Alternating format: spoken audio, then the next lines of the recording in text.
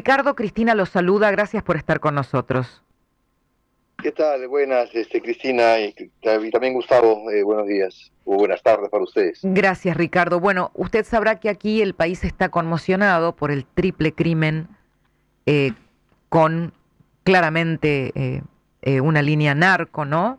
Por su proceder, de tres Ujú. chicas y que todo lleva supuestamente a la entrada y actuación criminal de una banda con origen en Perú llamada Los Pulpos. Quería preguntarle si, conociendo las noticias de todo lo que se está hablando en Argentina, usted encuentra líneas que liguen esta banda con lo que está viendo aquí en Argentina. A ver, Los Pulpos es quizás la banda más temeraria, más fuerte, mejor organizada que hay en el Perú. Está en la región La Libertad, al norte de Lima, Ujú. y tiene, digamos, operaciones conocidas básicamente en Chile y ciertos nexos para efectos de narcotráfico con Colombia.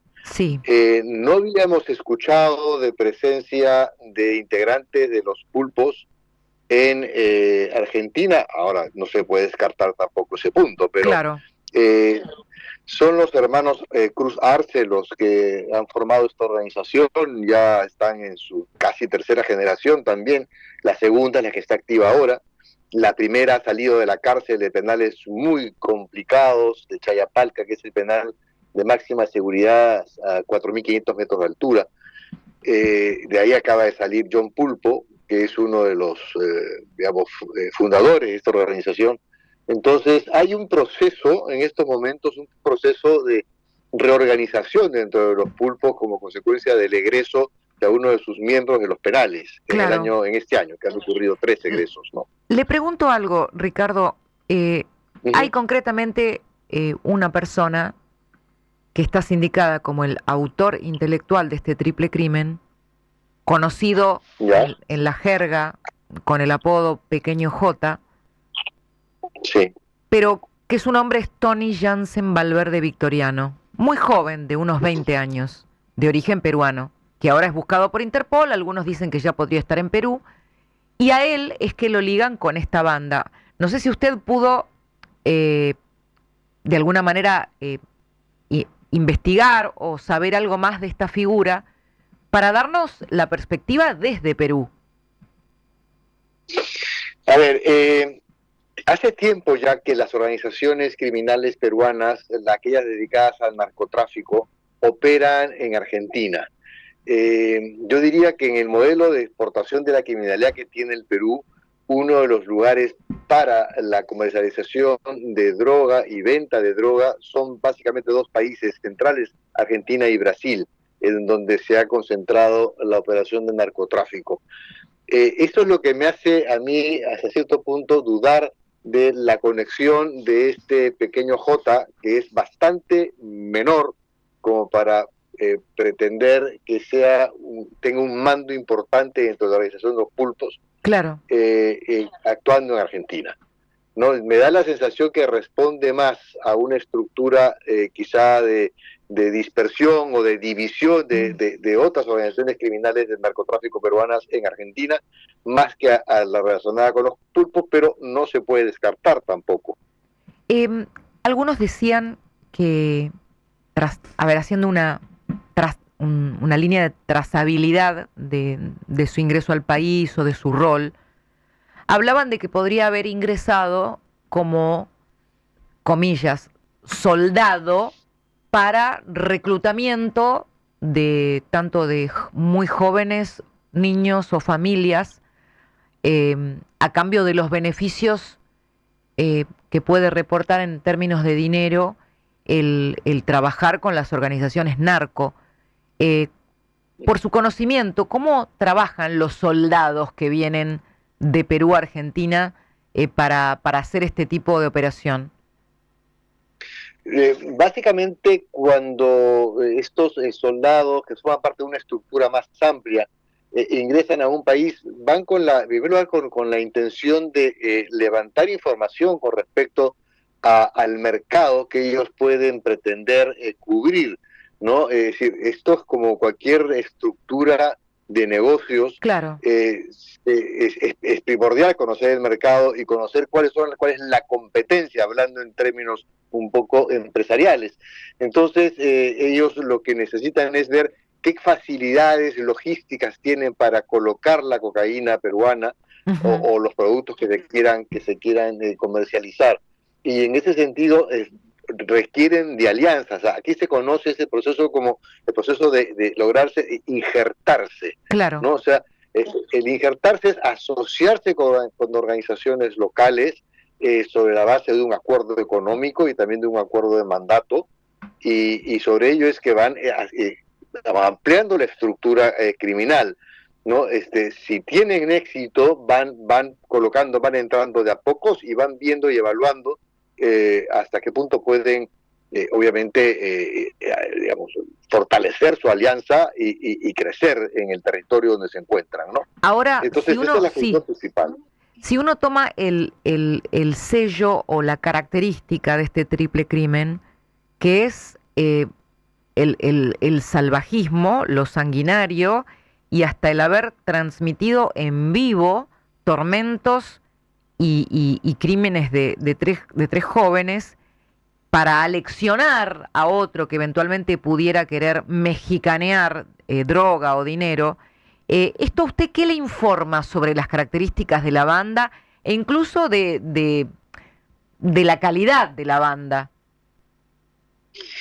Eh, Aquí en el Perú, y quizás a raíz de un proceso de transnacionalización de la criminalidad, a la actuación de organizaciones venezolanas como el Tren de Aragua o colombianas anteriormente relacionadas con el negocio del narcotráfico, han tenido ese sello, el empleo, y eso se ha acentuado más con el Ajá, crecimiento del uso de la telefonía celular y del WhatsApp, claro. ¿no? Entonces, de esto se ha acentuado en los últimos 5 años y es algo que lo vemos aquí con relativa frecuencia. Lo vimos con un proceso de descuartizamiento, por ejemplo, que cometió en el centro de Lima una organización relacionada con el Tren de Aragua, pero también lo hemos visto en secuestros que han hecho los propios pulpos en La Libertad en Trujillo.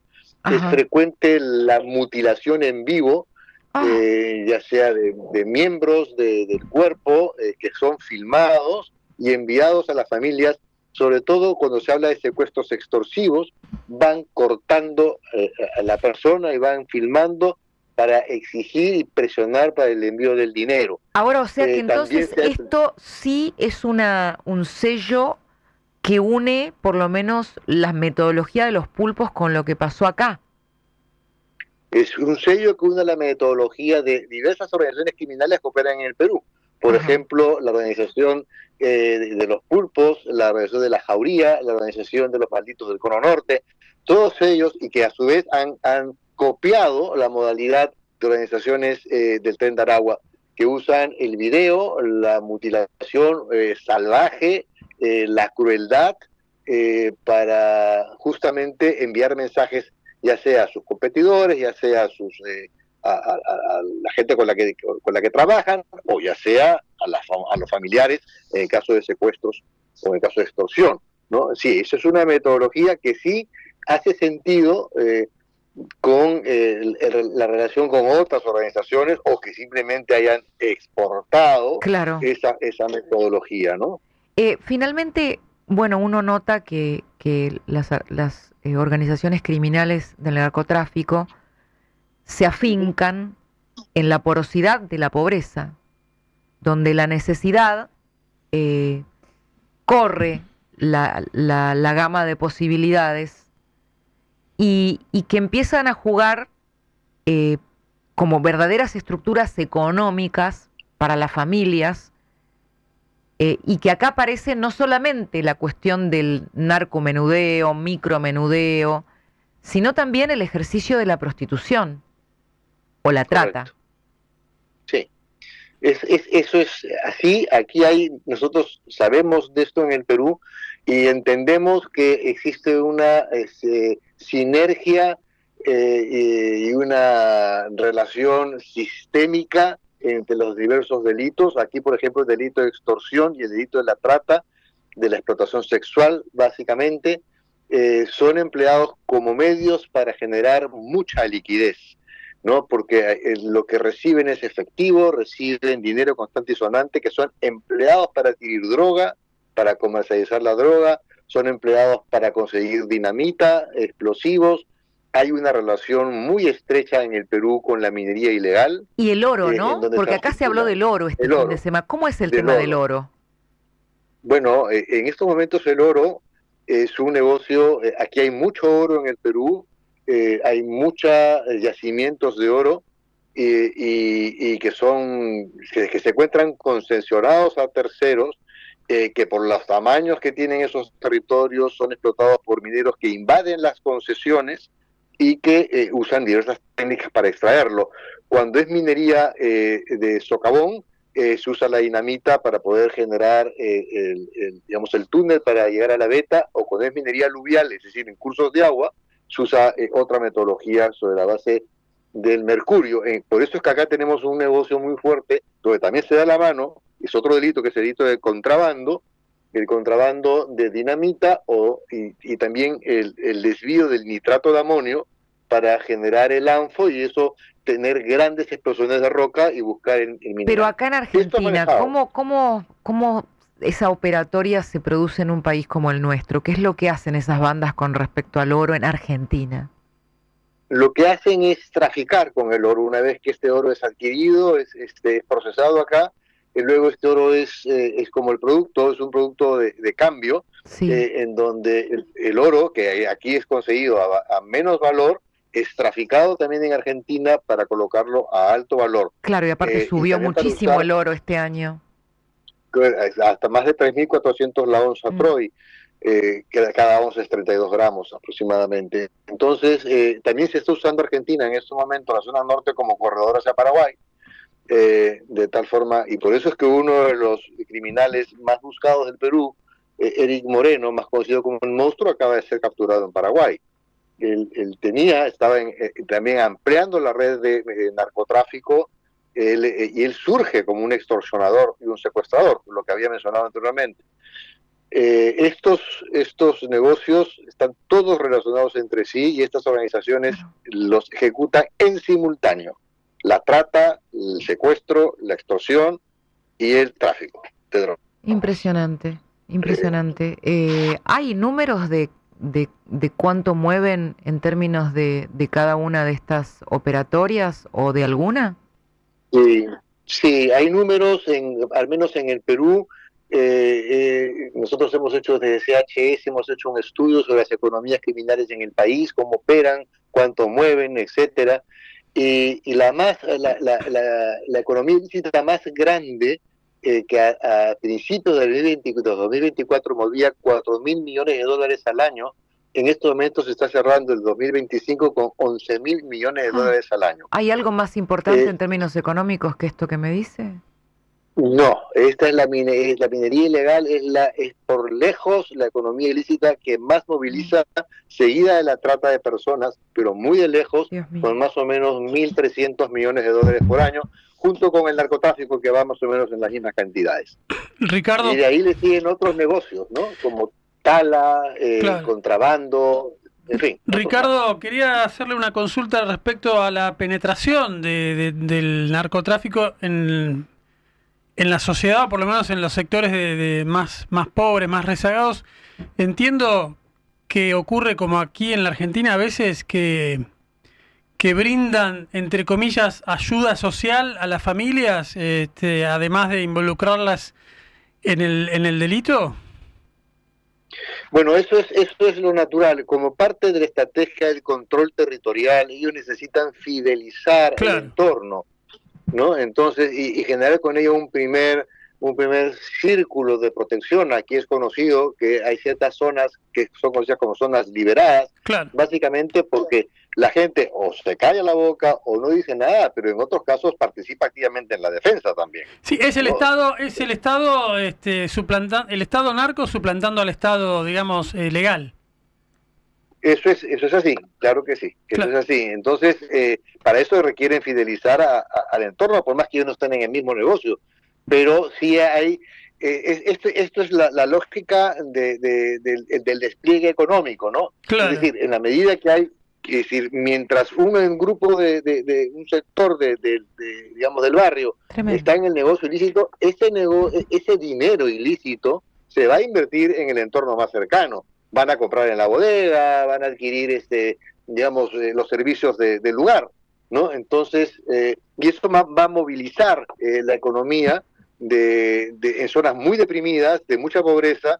Entonces, en momentos en donde $10 o $100 hacen la diferencia. O sea, si yo tengo este grupo delictivo que está en mi barrio, pero que permite que mi economía crezca en un 20, 30, 40%, gracias a su presencia, porque moviliza la economía donde yo estoy, entonces yo Ahora, lo voy a defender. Ricardo, nosotros acá en la Argentina estamos mirando a Perú últimamente como una economía, un país con una economía estabilizada hace por lo menos 20 años, con un crecimiento de su PBI importante, una caída de la pobreza importante, una mejora del poder adquisitivo de la gente importante. Nada de eso sirvió como para acotar la magnitud del despliegue del narcotráfico en Perú. No, yo diría que en estos momentos el narcotráfico está pasando agachado, es decir, en las zonas, una de las promesas del expresidente Castillo antes de que purgara condena por el golpe de Estado fue la de negociar con los movimientos cocaleros para garantizarle la intangibilidad de sus cultivos. Claro. Entonces estos han crecido y han superado las 100.000 hectáreas.